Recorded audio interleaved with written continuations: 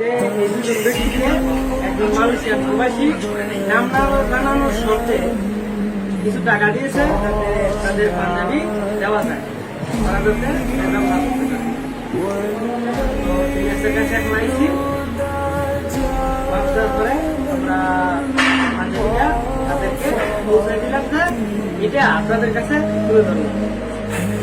আপনারা যদি কেউ চান তাইলে অবশ্যই আমাদের মাধ্যমে মাদ্রাসার ছাত্রছাত্রী করে এমনকি অসহায় ব্যক্তি করে আপনারা সাহায্য করতে পারেন।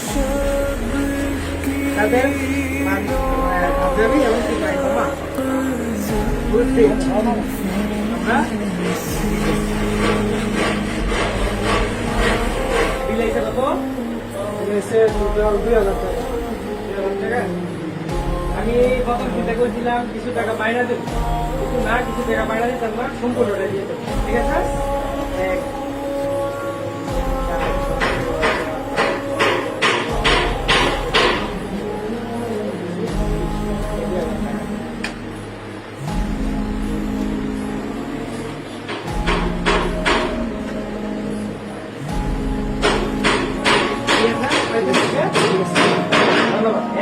পাঞ্জাবি কবে